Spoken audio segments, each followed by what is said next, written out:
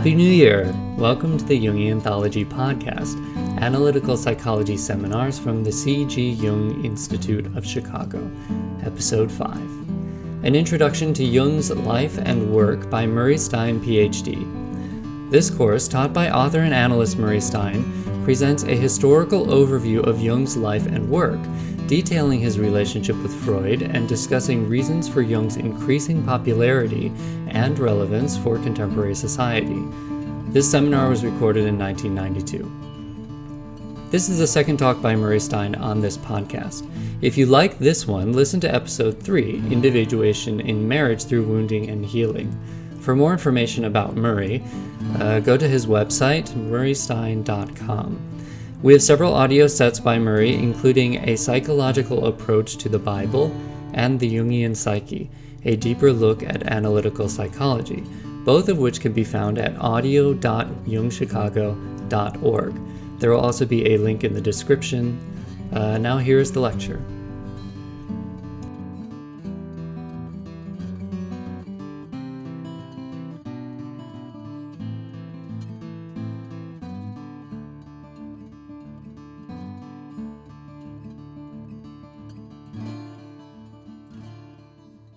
I wanted to introduce Jung to you by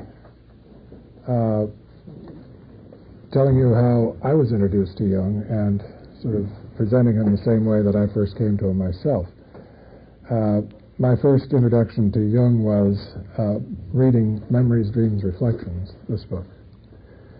It's an autobiography written by Jung in his late life, or put together by Jung and his personal secretary, Aniela Jaffe, when he was in his mid-80s. He died at the age of 86. And so what you have here is a retrospective view from deep old age, which gives it a particular quality and feeling tone. And the Jung I want to present to you tonight does have a particular feeling tone to him. I want to get across the spirit of Jung, if I can, tonight, as much as some details about his life and work. So I thought I'd start by reading you a passage from this autobiography, the passage that opens it. And I think this gives you something of a feeling for Jung as he finally reached his full maturity.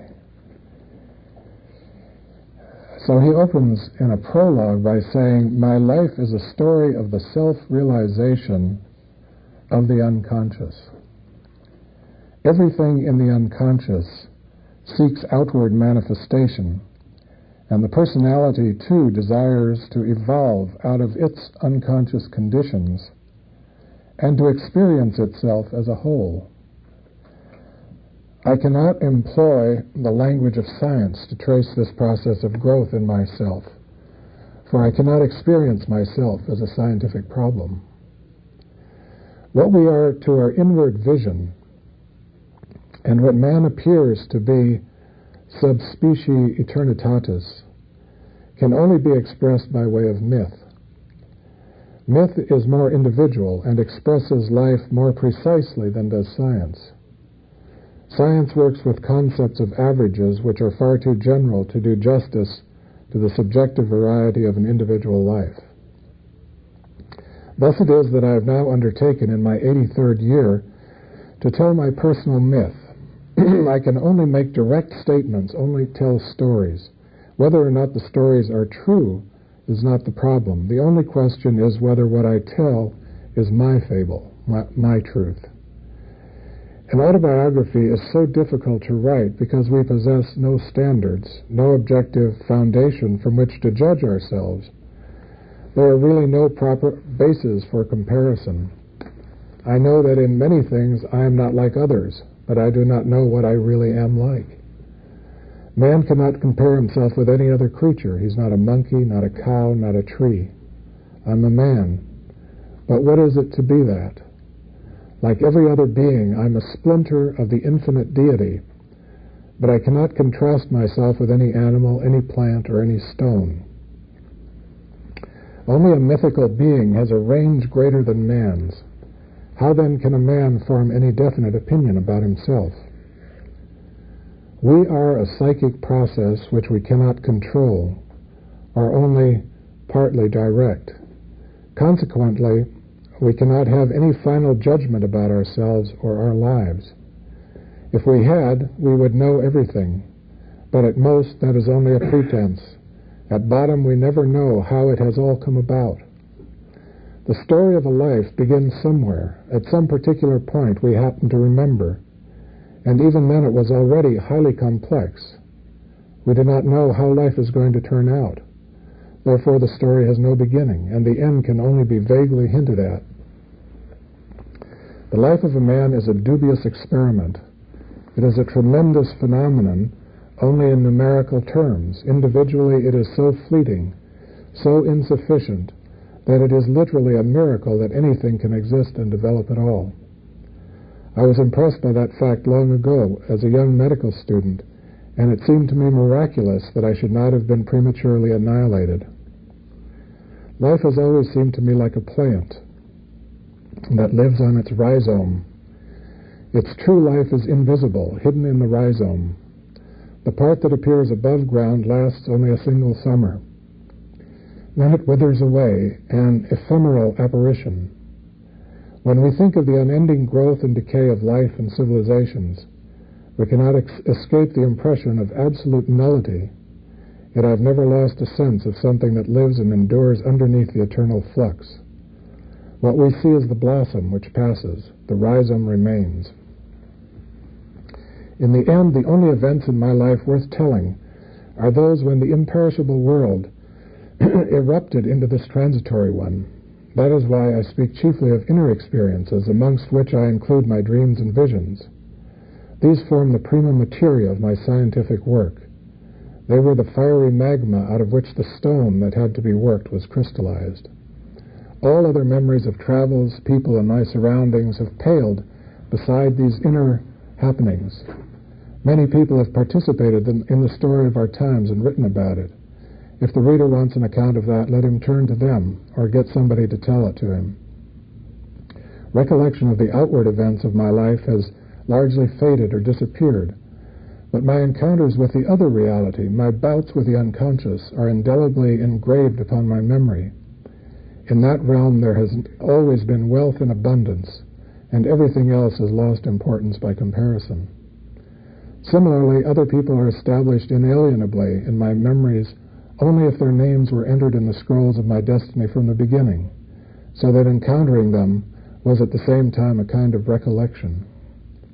Inner experiences also set their seal on the outward events that came my way and assumed importance for me in youth and later on.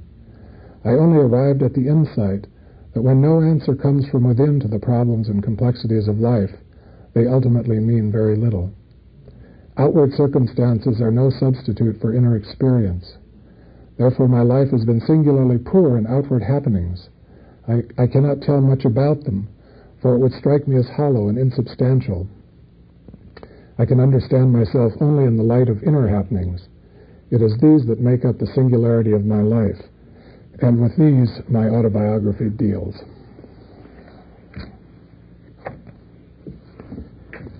So that gives you a feeling of Jung as he thought about his life from the perspective of 83 years and looking back on all that time. When he says his outer life was singularly barren, it's quite an exaggeration because he actually led a very interesting life. He traveled widely. He knew a lot of famous and interesting people. He had lunch with Churchill, for example. He had a lunch with Einstein. He knew a wide variety of people, and he was a very popular man. When this autobiography was published, those who knew him well were astonished at the portrait that he painted. They said they had no idea that he felt so isolated and lonely in a way, because he certainly didn't give that appearance. Well, I want to tell you something about his life tonight and put his works in a context of his lived existence. And I'll do that by drawing a timeline and locating on the timeline some of the most important events in his life and some of his major works. In the course of these coming lectures, you'll hear a lot more about all of this, but this is to introduce you and give you a kind of overview of Jung's life from beginning to end and some of the highlights in it. He was born in 1875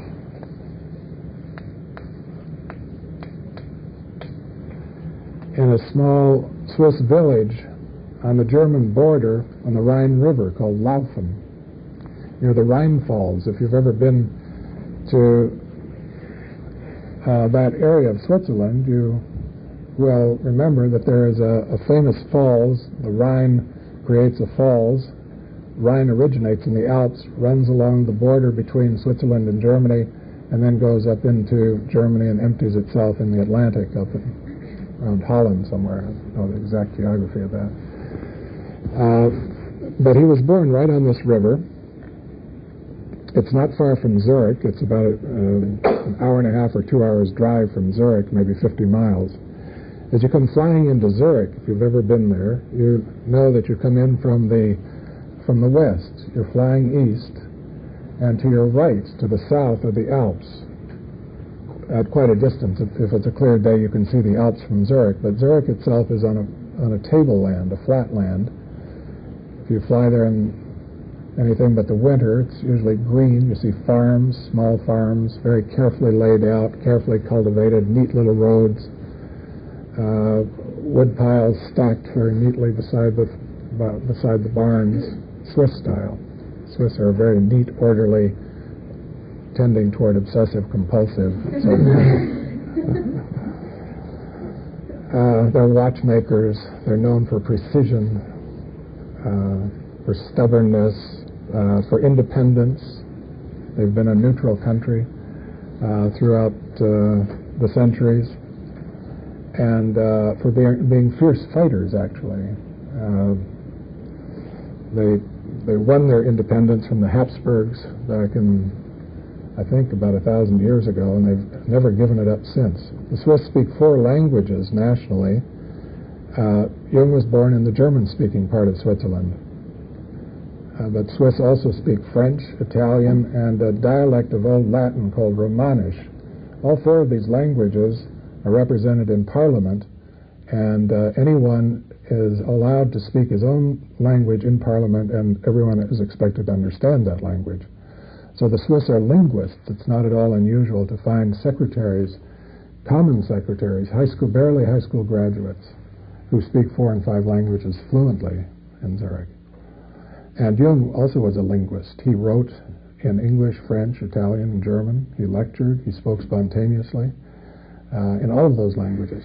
But that isn't unusual for a European. He also was a highly educated man, a classical education. He read Greek and Latin without a dictionary, and but that, again, was not too unusual for a person of his times. He was born in 1875, as I said, into the family of a Swiss parson. And his ancestry is Echtschweiz, true Swiss. On his mother's side, the Swiss line goes back into the dim mists of time. I don't know how far back. They probably were originally Swiss. A family named Preisberg, whose family location was in Bern.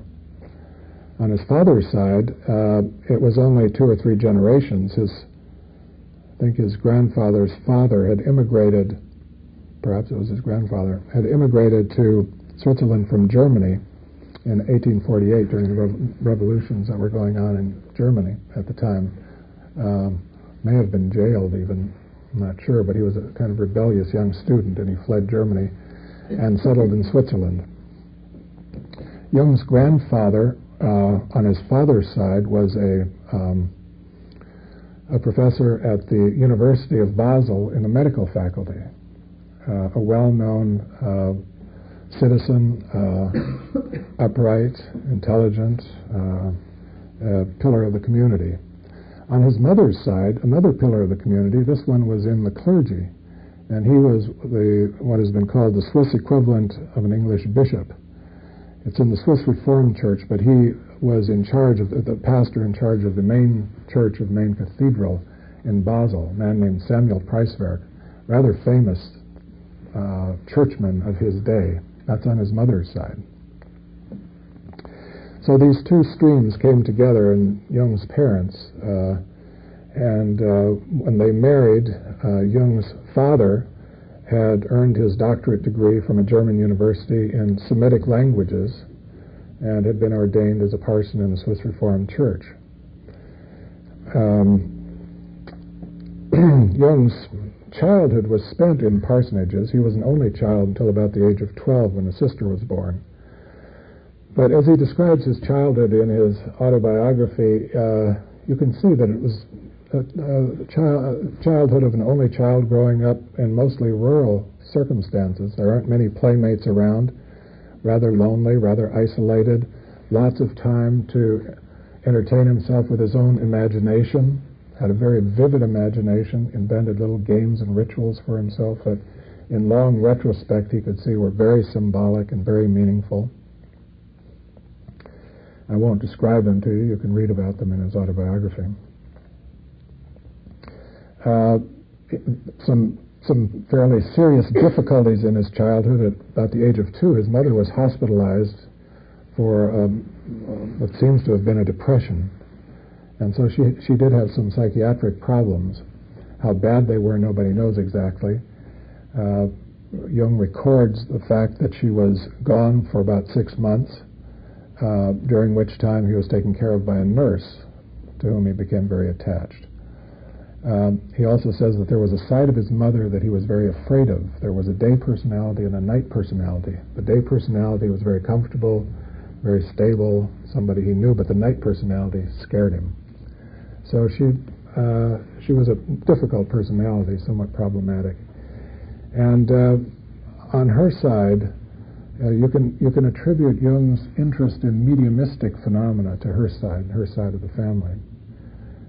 She had a particular gift for contact with the unconscious, if you will. And she was very interested in ghosts and spirits and contacting them.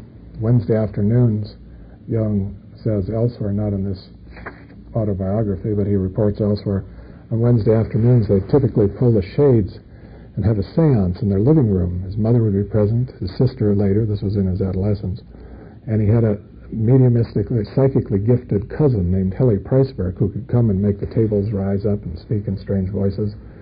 And this was their Wednesday afternoon entertainment. Jung all his life was interested in these kind of psychic phenomena and spiritualistic or spiritistic phenomena. He never could quite decide whether those spirits really exist outside the psyche or whether they are representations of the complexes and of the unconscious. He was always a bit ambivalent about that. So he was not a psychological reductionist when it came to ghosts and spirits all the time, anyway.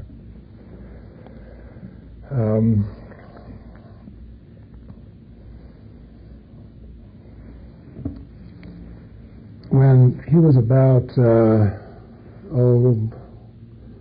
forget the exact age, 8 or 10, something like that, his family moved to another small village, this time near Basel. His father took another church, and that's where he spent the rest of his early days until he went off to college at the University of Basel at the age of 18. And he said about his mother that there were these two sides. One was kind of frightening, dangerous, the nighttime personality who would speak from another place and would say strange things sometimes and scare him. But there was also a kind of absolute honesty and truth in that side. The other side was kind of a persona personality, normal and adjusted, and the kind of person you'd expect a Swiss housewife to be. His father, he looks upon as a very stable man, somebody who he could trust. And so he said all his life he tended to find women untrustworthy and men more trustworthy because of this beginning, where his mother was kind of in and out of sane places. His father was always there. But as he looked back on his father, he also saw his father as a troubled and somewhat weak man. Now this is in retrospect from adulthood. I don't know how his father would have looked to him as a child. But as an adult, looking back, he saw his father as being troubled by a terrible conflict between science and religion that his father never could solve. And his father died when Carl, was 19 years old, I believe 18, 19, 20, in there somewhere, of an unspecified disease, probably cancer of the stomach, the way it sounds anyway. It was never established as that, but that's the way it sounds. And there is a scene where Carl, who by this time was a big, strapping, 6'2", very strong, husky young man, carried his father, who had withered to and shrunken to a bag of bones, from chair to bed. A very poignant scene as his father is dying right at the end of his life. There are lots of stories in the autobiography about Jung and his father, and his connection to his father and his feelings about his father. His father was very important in his later career and the kinds of topics he chose to write about, especially the subject of religion, which preoccupied Jung a lot toward the end of his life. He dreamed about his father quite a bit after his death, and he records those dreams also.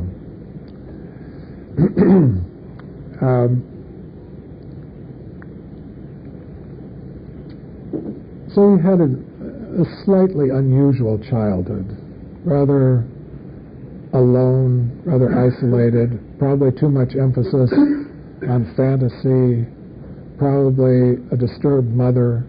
And this laid the groundwork for what would later be his gift and his curse, a particularly intense connection to the unconscious, to his inner life, that he was very, very strongly connected to, not as disturbed as his mother, although he did have a period that I'll tell you about when he thought he might be going crazy. His inner turmoil was so strong. But at about the age of 19 or 20 was when he went to the university in Basel, and he had to decide on a course of study. He decided to pursue medicine because it was a practical solution to his problem of earning a living. He didn't come from a wealthy family, and so he had to think about how to earn a living. His real interest, he says, was archaeology. Archaeologists aren't paid very much, and you had to be independently wealthy in Europe at the time to seek out an academic career, usually. Professors had to more or less pay their own way until they became very established in the universities, and there wasn't very much pay or any pay until they got there, and even then it wasn't a well-paying job. So he had a sort of practical bent, and he chose medicine instead, and it was in his family line. His father's father had been a medical professor at the university. Somewhere in his background he felt he might be a descendant of Goethe's on his father's side also. And there's that myth, and he writes about that occasionally. And whether that was true or not, it did give him a particular connection to culture and literature, and Goethe is the deity of German culture. At least he was in Jung's time. And so Jung's wide-ranging interests in philosophy and religion and art and mythology and science and alchemy, all of this is more or less a mirror reflection of Goethe's interests, wide-ranging interests in a lot of those same subjects. And so as a young man studying medicine at the university, Jung also studied philosophy, studied religion. He wasn't a narrow specialist ever, and had a strong and vivid interest in archaeology and anthropology, those subjects, ancient history, later in his life he would visit places and peoples that would feed that interest further, and he could look for himself into some of these areas when he could afford to do that.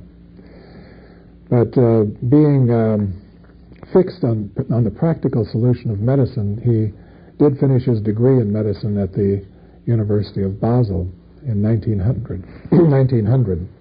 So we have a timeline here that reaches to 1900 at this point when he graduates from the University of Basel. This is his youth period. And in 1900, he decides to specialize in psychiatry, which was a great surprise to him. He tells in the autobiography how he came upon that by studying for his final exams. He didn't think very much of the psychiatry rotation in his practicum visits and so on at the hospitals. Didn't think much of psychiatry or psychiatrists, and didn't have much respect for their science.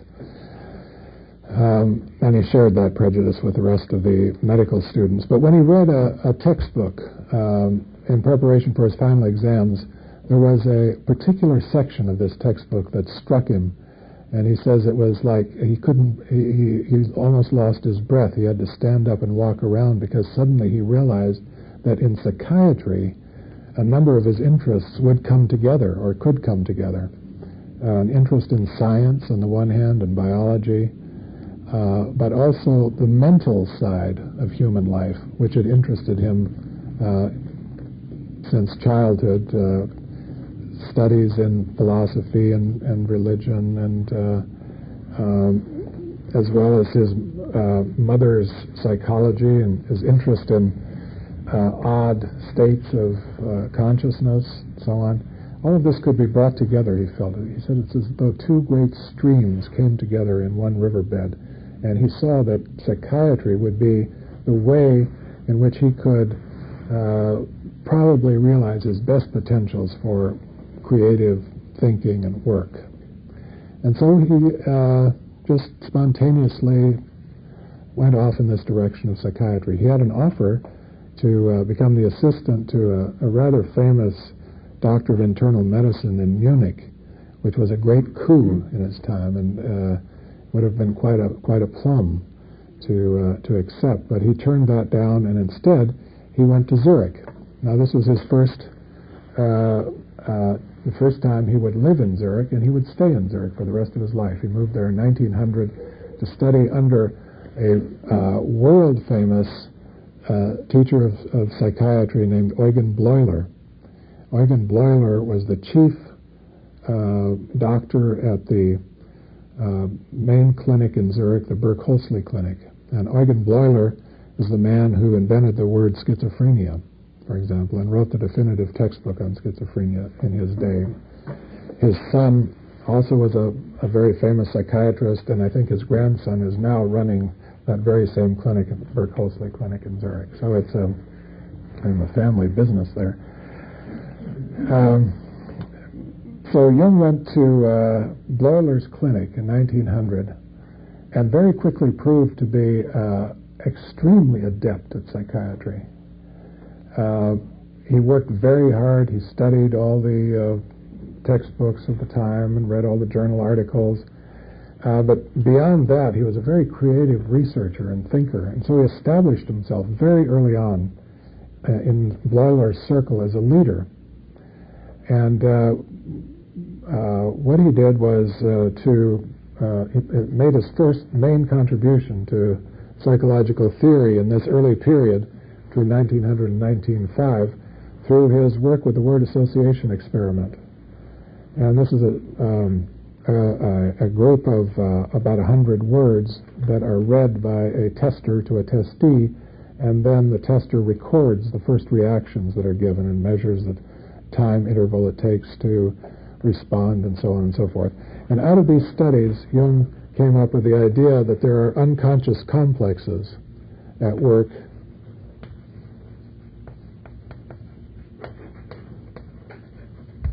beneath the surface of consciousness, and he could actually measure how they worked, how they disturbed consciousness. Very scientific, laboratory science.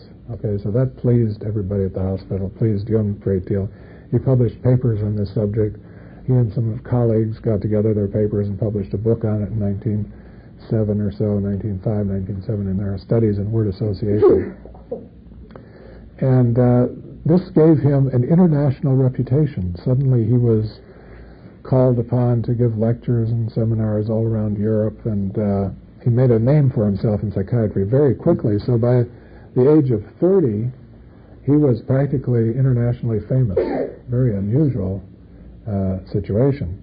But he'd shown his genius for research and innovative thinking in the field of psychology and psychiatry.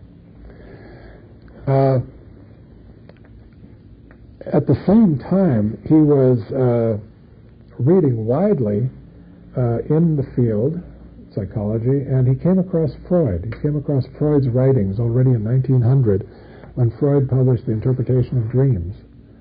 Jung picked it up immediately, gave a seminar on it to the other residents at the Bergholzli Clinic, and was intrigued with Freud's work on what Freud was now calling the unconscious. And Jung put these two things together, these unconscious complexes that he was discovering with his word association experiment, and Freud's work on discoveries about the unconscious through dream interpretation. And picked up especially on Freud's notion of repression, that the reason there are these complexes, that the unconscious exists, that there are pieces of us that we don't know about that are active and disturb us, is that there is this mechanism of repression. That's Freud's idea. And so Jung picked up on that, and he put theory of complexes together with the notion of repression. He wrote a paper on that, and tried to use it in a book that he wrote on schizophrenia, and gave Freud great credit for understanding the unconscious, put together his theory of complexes with that, and wrote a book on schizophrenia, published it in 1907, 1908, and sent a copy to Freud in Vienna. Now, Freud's living in Vienna, which is about 8 hours trip by train from Zurich to the west, to the east of Zurich. And this is the first time that Freud hears about Jung. And Freud writes right back to him, thanks him for the book, says how interesting this is. They must be working on the same lines. Jung is working experimentally, scientifically. Freud is working clinically, uncovering these things in his patients, in his practice. And Freud is thrilled to have this confirmation from a hard-nosed scientist over there in Zurich. So Freud invites Jung to come to visit him in Vienna sometime. Jung gets on the train and goes there. 1908. I think it's November. And he gets there, gets off the train, goes to Berggasse, goes into Freud's apartment, and they don't separate for 15 hours. Non-stop talk. Jung has never been so excited in all his life. He says this is the first genius he's ever met. Freud impressed him tremendously. And Jung impressed Freud. Freud sort of fell in love with Jung, because Freud saw in Jung another genius. And a genius who, living over there in Zurich, in psychiatry, a scientist, was what Freud needed to put psychoanalysis in a better position, because psychoanalysis was a very questionable enterprise in those days, and continued to be to some extent throughout its entire history. But Jung had a number of qualities that Freud saw as a great advantage to psychoanalysis. And so very quickly on, they established a powerful personal relationship. There's a thick book of their letters that's been collected and published, translated into English, the Freud-Jung letters. So between 1908 and 1912, 1913, we'll put another date down there, Jung was a Freudian. And Freud called Jung his crown prince, his heir, his successor as the leader of the psychoanalytic movement. And Jung became a very ardent psychoanalyst, psychoanalytic defender. He would go around to congresses and defend Freud and defend psychoanalysis, and they wrote papers, presented them together. And in 1909, they traveled together to the United States, Freud and Jung, a number of other people, and they gave lectures at Clark University in Worcester, Massachusetts. Spent about a week there. At that point, Jung met William James. Was very taken with William James, another genius. Learned a lot from William James later. Read William James's work, Varieties of Religious Experience, and some of his philosophy, and so on, and was probably more influenced than he would ever admit by William James. But it was a brief meeting. They had a lunch together, and Freud was the star, of course, but Jung was the heir apparent, and he also starred. Jung loved the United States. Freud hated the United States. Freud said the United States is too easy. They accept psychoanalysis too easily. It's a hidden resistance. I don't trust it. That's Freud. Jung loved it. He could extrovert over here. He had a great old time. He liked Americans. And he made a lot of friends among Americans. Americans liked him, and he liked Americans. There's something about the Swiss and the Americans, that spirit of independence and free enterprise. The Swiss are quite a lot like Americans in many ways. Belief in individual freedom, individualistic sort of people. Although the Swiss are quite a bit more reserved and introverted as a rule than Americans are. But they're just as interested in money as Americans are. The Swiss are known for their interest in money, the banks and all that. I should go back a little bit and say that in 1902, 1903 in there, Jung got married. And he married a woman who was born not very far from where he was born, in Schaffhausen. Her name was Emma Rauschenbusch. And she was the heir of a Swiss fortune, which is why Jung could write so many books. And very quickly they built a big house on the lake in Zurich with her money, and Jung lived in that house for the rest of his life. And his son still lives there today.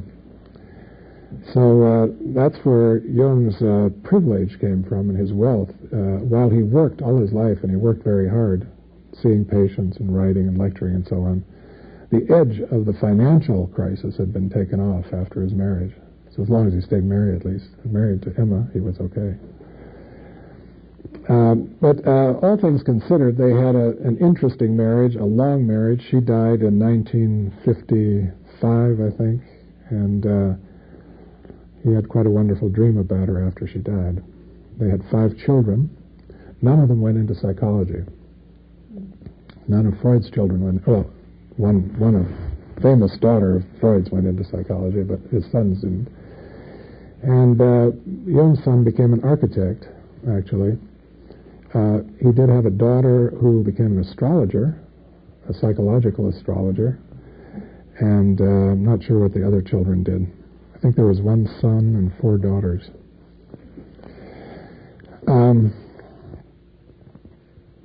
Well, until 1913, as I say, Jung was a Freudian.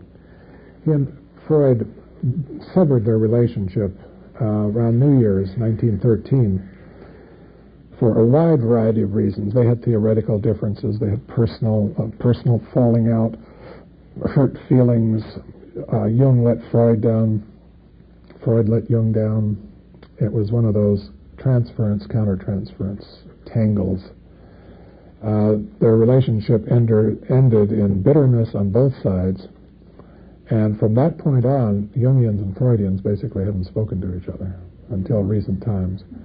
But they very much went their separate ways, and Freud wrote Jung out of psychoanalysis as decisively as he had tried to write Jung into psychoanalysis earlier. In 1910, Freud sponsored a movement to make Jung the lifelong president of the International Psychoanalytic Association. In 1913, he didn't want to speak to Jung again, and he never, ever referred to Jung or Jung's work in a positive way after that. Jung, on the other hand, I think did end up with a slightly more balanced appreciation of Freud and Freudian thought than Freud did of Jung. But it was a bitter and unresolved ending of their relationship in 1913. And that triggered a psychological process in Jung that would last for the next 15 years. Intensely for about 5 years. In his autobiography, he writes about this as his confrontation with the unconscious. It begins in 1913. It more or less subsides in 1918, but it doesn't really finish until 1928. And it's during this time that Jung becomes a Jungian. This is where the Jung that we know comes into being, and it is through a tremendous midlife crisis. At this time, he is between 38 years old, 38 in 1913, and it ends when he's about 53. But the intensity of it is from the age of 38 until about the age of 42. Classic midlife time. But it's triggered by his loss of Freud, loss of that relationship. And at that moment, he loses his moorings. He isn't sure anymore about his direction or what he's going to do with his career because he's been so committed to psychoanalysis. And here's how he describes his feelings at the time of his break with Freud. This is from a chapter called Confrontation with the Unconscious. After the parting of the ways with Freud, a period of inner uncertainty began for me. It would be no exaggeration to call it a state of disorientation. I felt totally suspended in midair, for I had not yet found my own footing. Above all, I felt it necessary to develop a new attitude toward my patients. I resolved for the present not to bring any theoretical premises to bear upon them, but to wait and see what they would tell me of their own accord. My aim became to leave things to chance. The result was that the patients would spontaneously report their dreams and fantasies to me, and I would merely ask, "What occurs to you in connection with that?" Sounds like a therapist, doesn't it? Or, "How do you mean that? Where does that come from? What do you think about it?" So instead of interpreting, he's eliciting associations. The interpretations seemed to follow their own accord from the patient's replies and associations. I avoided all theoretical points of view and simply helped the patients to understand the dream images by themselves without application of rules and theories. Soon I realized that it was right to take the dreams in this way as the basis of interpretation, for that is how dreams are intended. They are the facts from which we must proceed. About the same time, I experienced a moment of unusual clarity in which I looked back over the way I had traveled so far. I thought, now you possess a key to mythology and are free to unlock all the gates of the unconscious psyche. He just published a book. This was the occasion of his break with Freud when he published this book called Symbols of Transformation. And it's an investigation of a series of waking fantasies of a woman, but also a tremendous amount of material in mythology, world religions, Gnosticism, all kinds of stuff that Jung packed into there.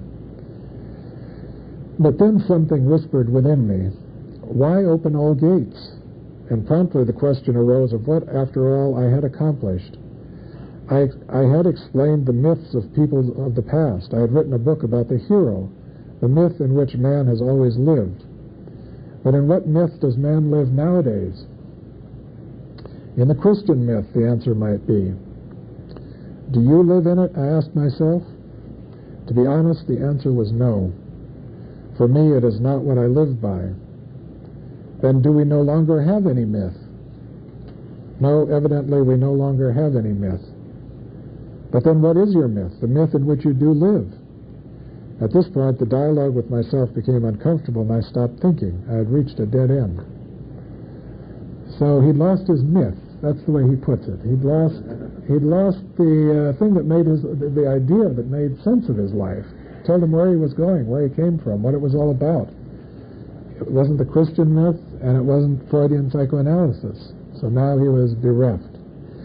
And this sets off a tremendous inner upheaval of dreams, spontaneous fantasies, terribly intense emotions. Sometimes he says it was as though He couldn't tell the difference between himself and his patients, his schizophrenic patients. He thought he was losing his mind. He was very worried that it was so intense. We could recognize it, I suppose, as a midlife crisis or a grief process, a mourning, a loss, all those things that come together at that particular moment in life. But he faithfully recorded his dreams. He worked with them, and through these 5 years, he gradually calmed down and kind of got control of himself, and I've started to understand what was going on in his psyche. And he records a lot of these dreams. I don't have time to go into them with you. You can read them for yourselves. Some of them are very gory and frightening indeed, and would make you think that maybe he's undergoing a schizophrenic break. But by staying with the process and going into it and discovering the unconscious, and that it is at bottom something he could rely on, he finally did reach the bottom. He discovered that there is something in the psyche that he could rely on, that would be there for him no matter who abandoned him or no matter what he lost in life. That experience of reaching that place of security in himself was the point at which he could safely say that maybe now he had discovered a new myth. And here's how he puts it. This comes at the end of his chapter, where he talks about a dream that he had in 1928, the so-called famous Liverpool dream. And he says, "This dream brought with it a sense of finality. I saw that here the goal had been revealed. One could not go beyond the center." He discovered the center of himself. He'd later call that the self. One could not go beyond the center. The center is the goal, and everything is directed toward that center. Through this dream, I understood that the self is the principle and archetype of orientation and meaning. Therein lies its healing function. For me, this insight signified an approach to the center and therefore to the goal. Out of it emerged a first inkling of my personal myth. So this was the birth of Jung's personal myth. He theorized about it for the rest of his life. He called it the self. This central organizing principle at the bottom of the psyche that you get to usually in crisis, that you can see sometimes in images and dreams. It symbolizes itself in various ways. You can see it in religion, mythology. And for the rest of his life, Jung would ponder, what is this thing, this self? And how to evoke it in his patients, because he found it was such a healing experience for himself when he could finally get to it. So in his therapy would change. He would help his patients into their unconscious material, deepen their experience of the psyche in the confidence that if you go far enough, you'll eventually discover this center, this organizing principle, this foundation of your existence. And Jung would sometimes say there is really no difference between the experience of the self and the experience of God. It's the God within. So this became the source of his new mythology and his new orientation. Now that's the Jung that we know. That's the Jungian Jung. This was made in the cauldron of that tumultuous midlife crisis between 1913 and 1928, when it was finally concluded. Now,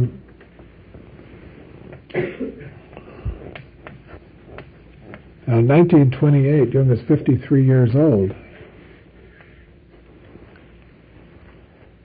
He's published a number of important books. One is here in 1913, 13 Symbols of Transformation. Another important one, 1921, Psychological Types.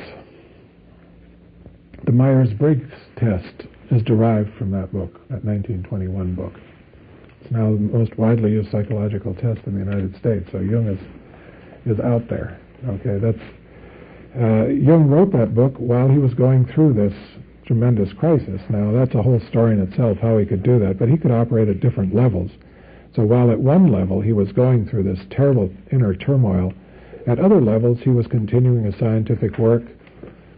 He had a family with 5 children. He was seeing patients throughout. He pulled back a little bit. He gave up his professorship at the university and cut back a little bit, didn't travel. It was the First World War. He couldn't leave the country anyway. So while it was an introverted time, he did continue functioning on other levels too. from the autobiography, you can get the impression that he lived a sort of very interior, singular, isolated existence, but actually he was very much out there in the world and doing all the normal things that people do. In 1928, then, he concluded this and started traveling a good bit. He traveled to America several times. I think it was 1928 he went out to Taos, came through Chicago, picked up Fowler McCormick on the train, and they went out to Taos, New Mexico, and visited the Pueblo Indians out there, where he had a famous conversation with a Pueblo Indian medicine man. He took a trip to Africa in 1930, I think, and so on. He was out and about and enjoying his life in many ways. To continue the timeline, he dies in 1961 at the age of 86. And if we say this is his youth and this is his early adulthood,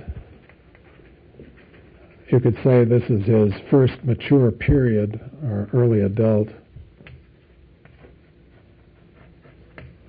And this is more or less sort of his middle period.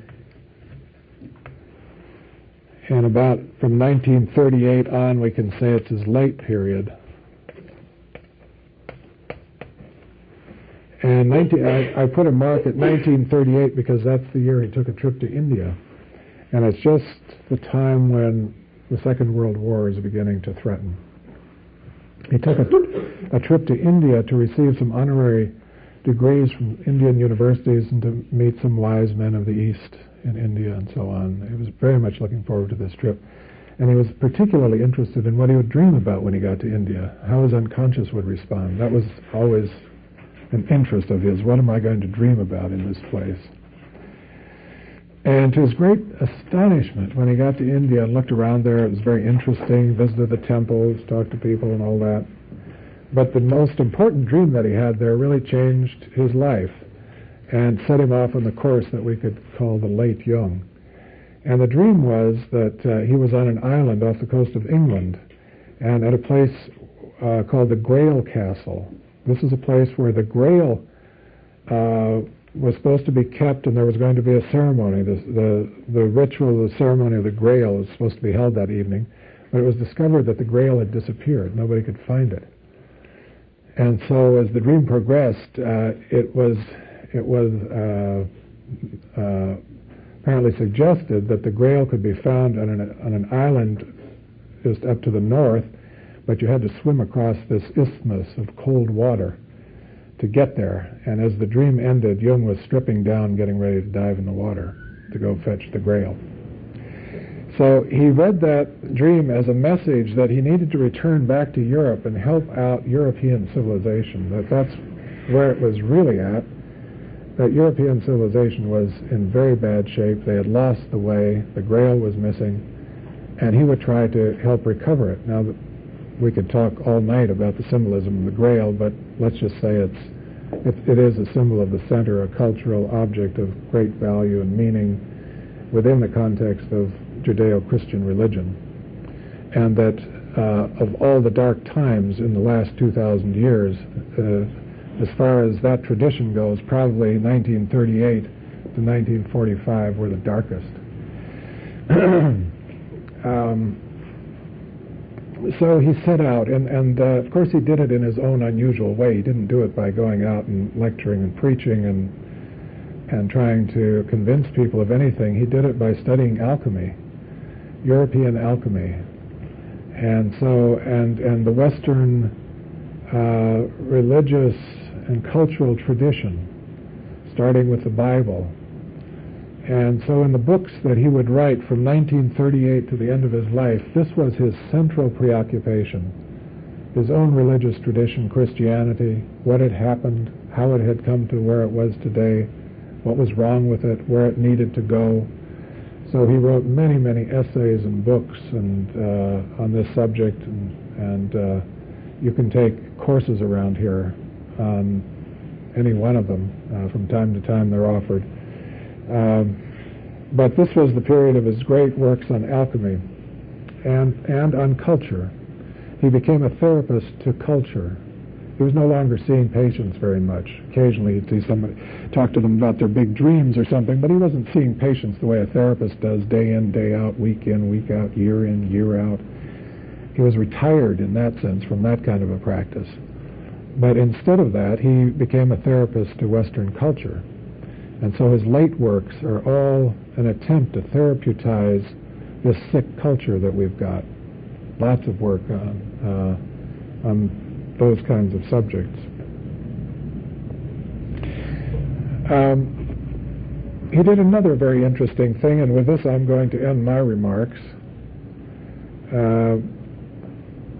He built a building with his own hands.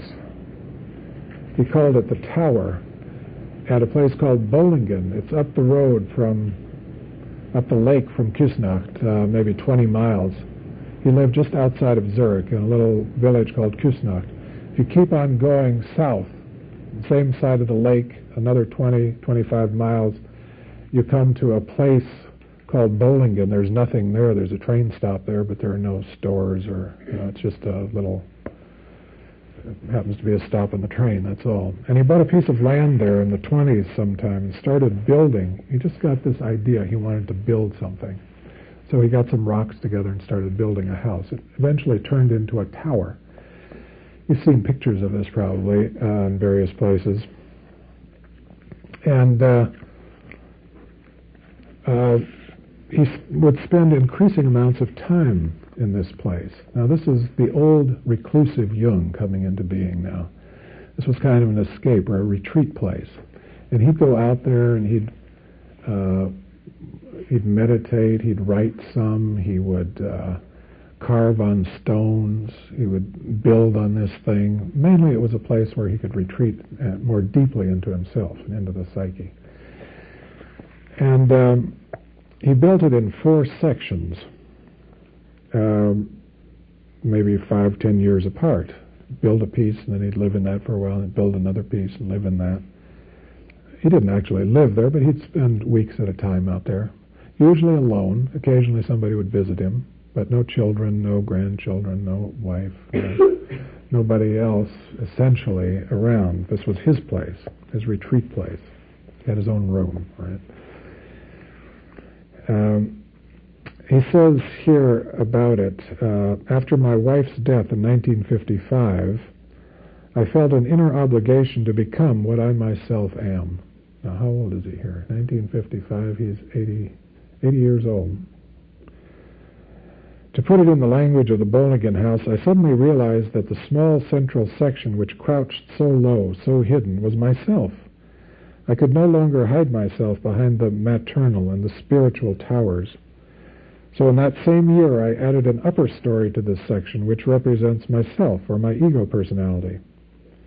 Earlier, I would have not been able to do this. I would have regarded it as presumptuous self-emphasis. Now it signified an extension of consciousness achieved in old age. With that, the building was complete. I had started the first tower in 1923, 2 months after the death of my mother.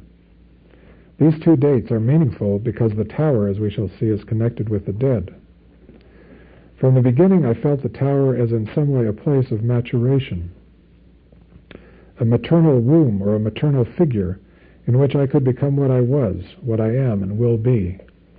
It gave me a feeling that if I were being reborn as if I were being reborn in stone.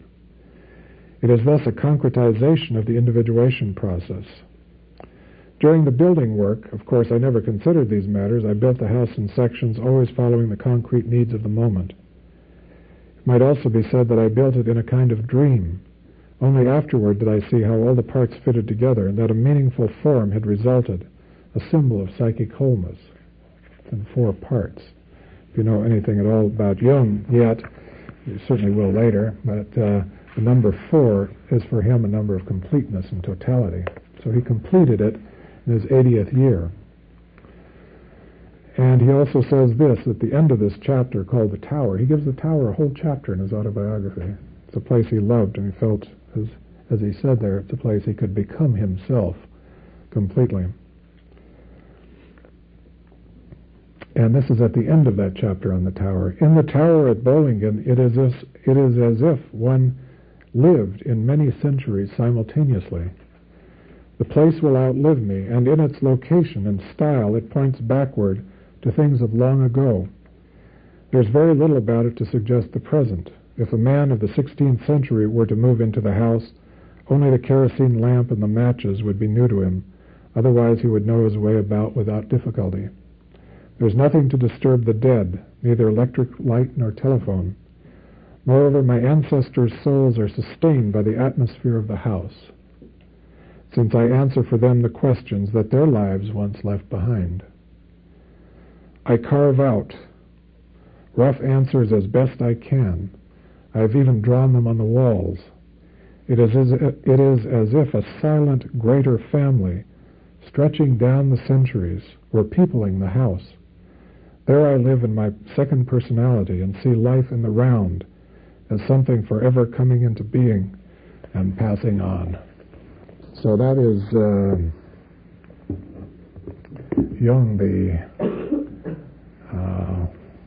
magician and deep thinker. Maybe we could just spend 5 or 10 minutes, if you'd like, to entertain some questions and discussion. Yeah. What you were talking about, the concept of God, he said he knew God, he didn't believe in him. Yeah, that's the line. Yeah, but you know one thing you said, that question is, you say he was very analytical and scientific, and yet the way he speaks of himself is very in terms of religious thought than a scientific when he answers that question, I can't, I don't believe, I know. Well, that's because he put himself with God, doesn't he? Therefore he knew of himself. Yeah, right. He had an experience. In other words, it's experience-based. Mm-hmm. So it's different from faith or belief. Well, knowledge is verifiable. Yeah. Belief is not. It's experience-based, and that's what he means. In his own personal experience he had, there was what he felt to be evidence of something beyond his finite existence. But he doesn't strike me as being very scientific in a lot of things. More of an intuitive thing. Well, it depends on the kind of science you're talking about. Now, he's not, to me, he doesn't sound like a theologian at all. No. Or a mystic. But he strikes me more as a clinician than that person who's in sort of like a laboratory. But he wants to formulate hypotheses, he wants facts, he wants evidence. Now, he's not a laboratory scientist, but when he tries to establish proof for the existence of the archetypes, for example, he doesn't only on the basis of his own intuitions, he goes out looking for evidence. But isn't that true? I remember years ago in psychology, they spent the first half the semester trying to prove they were signs. Wasn't it? I just sort of comes back to me now. Don't psychologists always spend part of their time trying to prove they are signs as opposed to... Well, they want to assure people that they're searching for knowledge rather than erecting belief systems out of their own fantasy. Jung is somewhere in between. He says every psychology is the personal confession of the psychologist. There's always a personal element in it. There's always a personal bias in it. So he would never claim that his own brand of psychology was rid of personal bias. Even his methodology contains a personal bias. The way he went about doing research, it's a form of empiricism. There is an empirical method in it. There is a search for facts and a comparison of objects and entertainment of hypotheses, testing of hypotheses. So there's all that kind of language and methodology in it. But there's also a very personal element in it. There's an introspective element in it, an intuitive element in it. There's a clinical component to it, clinical evidence, if you will, which is always pretty vague. If you're looking for hard science, laboratory science, no, it's not there. No. Early on, there was laboratory science with the word association experiment. That was done in a laboratory. It's timed. There's a time element to it. It can be verified. It can be repeated. Charted, and so on. But in his psychology, that's the only element that is laboratory science. Yeah. Can you talk or maybe explain a little bit more? He has an early dream about the phallus, going underneath, underground in his autobiography. Yeah. And sort of it takes him a long time, I guess, to finally come to grips and to share it with the person, but just sort of the meaning of that in his life. I guess I'm not sure if I totally understand what that was. Yeah. Well, he worked with that image for a long time. He's a young boy at that point, maybe 10 years old, 8, 10, something like that, and he goes in an underground chamber, and he sees this gigantic phallus-like thing, maybe 8 feet tall, and a light is radiating from its top, And his mother calls out at a certain moment, that is the man killer, I think. He associates it with his father, and, you could make an Oedipal interpretation of it. And in his Freudian phase, he would do that. But he also gave it a much more more enlarged symbolic significance later on when he thought about it as mythic, and it had to do with his masculine creativity, he felt. His phallic potential, a kind of vision of his phallic potential as a child. So he lived with that image all his life. It's one of his important dreams. He had maybe 24, I never counted them, but maybe 24 important dreams, and that's one of them. His fellow autobiographer, Anila Yaffe, wrote a very interesting essay about him one time. She called it The Creative Phases in Jung's Life. He was a very creative man. Innovative, restless, exploring, that sort of a mind. And she associated that dream of childhood with his creativity, that it's a symbol of creativity for him. It's a frightening kind of creativity. There's an element of fear in it. But it clearly didn't belong to his father either. His father was not as strong. As he said, his father didn't punish him. There wasn't a sort of Oedipal fear about his father. His father wasn't seen as a strong or forbidding sort of man. So I think you have a hard time, convincingly interpreting it that way, is my feeling. I tend to take it as a early symbol, a kind of mythic symbol of potency and creativity to come, whether you take it on a biological level, he was a fertile man, he fathered 5 children and so on, or you take it at a more mental and emotional level, creative personality. Yeah. Could you say something about the impact of Jung on culture and the impact on Jungian thoughts on ideas since his time? Why was the Jung impact an of important his figure? thoughts? Why was Jung an important figure in the 20th century generally? Books recently been published called Jung and the Outside World, which is an exploration of this very question. What was Jung's influence on other thinkers? So this particular author, named Barry Ulanov, goes through a number of fields: literary studies, art criticism, as well as psychology, clinical work, theology, so on and so forth. And, lists hundreds and hundreds of figures who read him and were influenced by him. So I think as a cultural force, a cultural figure, he's been enormously powerful. I'd say one of, and increasingly so. Jung's ideas aren't dead; they're they're waxing, not waning, if anything. More and more applications to new fields, more people getting interested in Jungian ideas. So I think the impact of his thinking will continue and may even be stronger in the next decades than it has been in the past. I think probably the greatest impact of his ideas on our culture in America, at least, has been in the last 20 years. But and that's since his works have been translated into English in the collected works.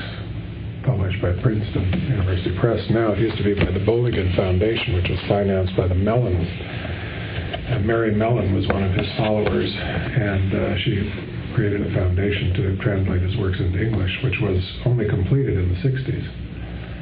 So a lot of people have started reading and using his works in many different areas and different fields. So I think it's still early to say what, in the end, will be the influence of Jung's thought on culture. I think we're sort of in the early phases of it myself. I think Freud's ideas have been much more explored in detail and sort of felt through to their very tips, to their furthest reaches. I think that's being done with Jung's ideas now, but there are still lots of things in his works that haven't been really explicated fully and led to their final conclusions. I think he's a kind of thinker that excites people in many fields, including the hard sciences like physics. You know, he wrote a book with Wolfgang Pauli together. They co-authored a book in the early 50s. Jung wrote an essay on synchronicity, and Pauli wrote an essay on the archetypal influence, the influence of archetypal thought on Kepler's ideas. Something like that. I forget the exact title, but it's along those lines. And so people, even from the hard sciences, have neurology, for example, and chemistry and physics, have found points of contact with Jung's thought and expanded them or explored them in interesting ways. I think in a sense, a lot of his ideas will turn out to be intuitions of lines of thinking that it was much too early for him to explore in detail, but that can be carried on much more effectively now. He didn't know very much about the brain. For example, neurology, psychopharmacology hadn't been invented yet. And so that whole end of biological science, can the archetypes be located in brain structure somewhere? Jung would say yes. He would say he said very often we're born with a brain that's taken millions of years to evolve, and that's why you have these common human ideas and behaviors that we call archetypal patterns. So somewhere within brain structure and the way the brain works, there is a tendency to pattern thoughts in certain typical ways. That's the idea of archetypes. The archetype is a tendency to pattern thoughts in certain typical ways. The basis of patterning. Well, as soon as you can uncover how the brain patterns thinking or perception, you've located a physiological basis for the archetypes. That's all the archetypes are, in a sense. They're latent structures of organization, organizing information, organizing perceptions. Giving a form to what you're bombarded with, in the way of whether they're thoughts or perceptions coming into your sensorium and you're having to do something with them. They get organized in a certain way. Yeah. I thought he alluded to something that had to do with good and evil. I may have been mistaken, but... Yeah. And perhaps the idea of the need for redemption of some kind. Would that come from his analysis of his patients' dreams, or from his religious upbringing, or all of that? Yeah. What would his relationship be to modern day existentialists? Maybe that's a little too much. He was more of a scientist than an existentialist. This is where his science goes. Existentialism is a movement of culture and philosophy and thinkers. But Jung would say, what are the facts? If you say that existence is so and so, how do you back that up with facts, with data? And so if you talk about evil, he'd want to say, well, on the subject of evil, let's investigate it. Let's see what if human beings always thought about evil? For instance, let's start there. Are there certain characteristic ways that human beings have always thought, imagined evil? And what is the judgment that something is evil? Where does that come from in the psyche? Do people always consider the same things to be evil? That would be a method for approaching the subject, you see. I mean, he wouldn't start out by saying that evil exists somewhere, there's an evil being that creates evil. But he would start out by saying, what if human beings thought about evil? Let's look at that. Compare their mythologies, their religions, their fairy tales, their stories, and see if you can find some points of commonality. And then if you look clinically, what is the individual's experience of evil? In oneself, the shadow. He talks about the shadow aspect of the psyche. Or in other people, in history, in dreams, So you get a whole bunch of material out there on the table having to do with the subject of good and evil before you start reaching conclusions about it. You wouldn't start out by saying there is absolute evil, metaphysically speaking, or something like that.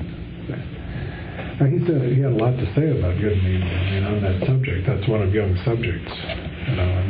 He fusses with that a lot and discusses it with theologians and philosophers in his writings and in his letters. So that would be a big subject for us to explore, but basically he doesn't think, when you draw the line at the end of the day, Jung doesn't think that evil is an absolute principle of the psyche or of the universe. Evil is always in relation to good, and good is always in relation to evil. And it's more a judgment of consciousness than it is a thing in itself. It's a question of judgment and who is judging. From one point of view, one person looks evil. From another point of view, the other person looks evil. It's a question, when you say good and evil, you're into judging. You're making judgments. And so you ask, where are those judgments coming from? What's the point of view and what's the perspective? And so that's one level at which he discusses good and evil, that it's a judgment of consciousness. But he's different from Freud. Freud had two principles, the Eros principle and the Thanatos principle, or love and aggression, love and death, if you will. And Jung didn't follow that line of thought. He didn't think that aggression was fundamental, or that evil was fundamental to the human being. It's a kind of secondary byproduct. Evil is not an archetype, for example. There is not, in Jung's vocabulary, there isn't an archetype of evil. There are images of evil, and there are thoughts about evil, judgments of evil. So in terms of the archetype, is he saying that human nature is predictable? Is what? Human nature is predictable? Assuming you have certain archetypes. Yeah. Knowing what those are, so I predict what exactly how you would behave. No, it isn't that specific. You could predict certain characteristic ways that you would probably behave as a basis of archetypes. But archetypes are, you have to weave together different layers. To enter a prediction, you have to weave archetypal, cultural, personal layers together to get the answer to what you would do as an individual in a particular situation. On the basis of archetypal theory, you can predict what large groups will do statistically, but you can't predict what an individual will do. On the basis of archetypal theory, you could predict culture, for example. You could predict the development of a culture from ground zero to 2,000 years later, something like that. Nobody's done it, but you could do it theoretically. I have one question. Yeah. Historically, where does Jung exist? In other words, if there wasn't Jung, there wasn't Freud suffice her. In other words, if Jung hadn't existed, we'd have to make up Jung. Jung hadn't existed, we'd have to make him up. No, I think he's he's got past Freud, or could we have lived with Freud without having Jung? He's so different from Freud. I sound a little different. Yeah, he's so different from Freud that if Jung hadn't done it, probably somebody else would have stepped in. But again, he gives it a particular, it's Jung. Nobody else could have done it quite like that. Nobody else could have done Freud. If Freud hadn't existed, would somebody else have come up with Freudian-like ideas? Yeah. Yeah. there's Nietzsche, it's sort of like Freud. But Jung is less pathologizing than Freud, although he was a psychiatrist. Freud was not a psychiatrist. Jung worked with really sick people.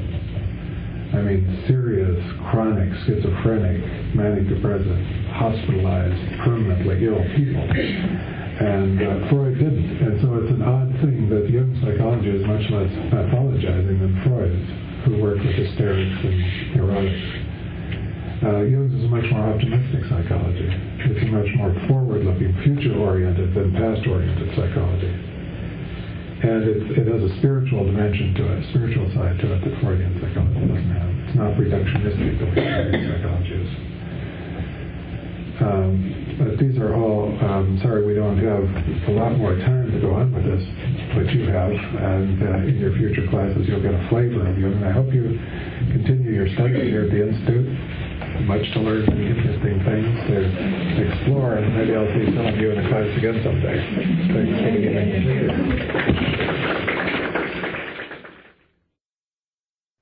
Commentary today is by Peter DeMuth, PsyD, Jungian analyst in private practice in Evanston, Illinois. More information about Dr. DeMuth can be found at demuthpsychologicalservices.com.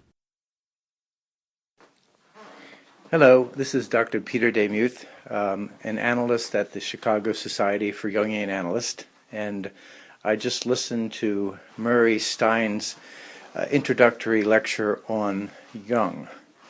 And listening to Murray, I noticed that he really borrows heavily on Jung's biography, Memories, Dreams, and Reflections, and he even states right at the beginning that that's how he got introduced to Jung many years ago, and that's how many of us get introduced to Jung, by reading Memories, Dreams, and Reflections. So after you listen to this lecture, if you haven't read that book, that would probably be the next place for you to go if you want to get more information. And then after that, Deidre Baer's wonderful biography called Jung, that would be the next place I would suggest you go.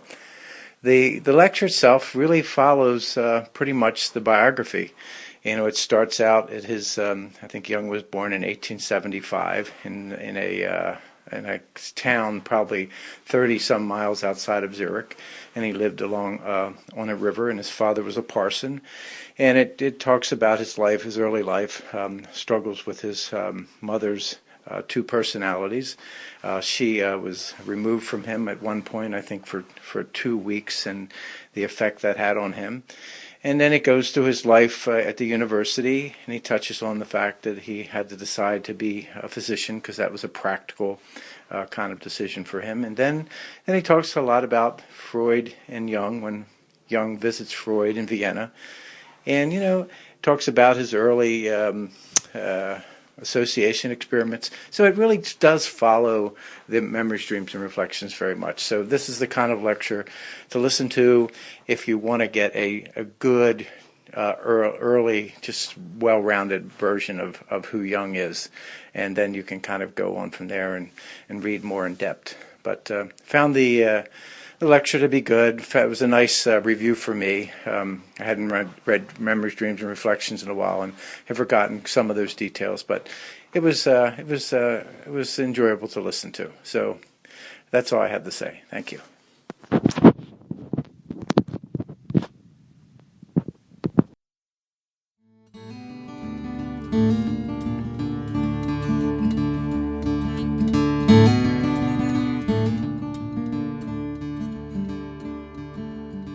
Thank you for listening. The content of today's lecture is copyright Murray Stein. Join us on Friday, January 9th, when Jungian analyst Paul Smers will give a talk called Transforming Your Intimate Relationship from Functional to Spiritual. Visit our website for more information about that and other courses. We'll see you next time.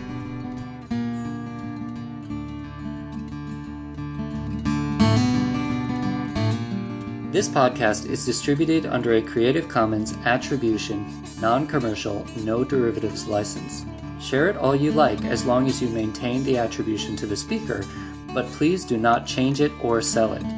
If you like this episode, tell your friends about us or leave us a review on iTunes.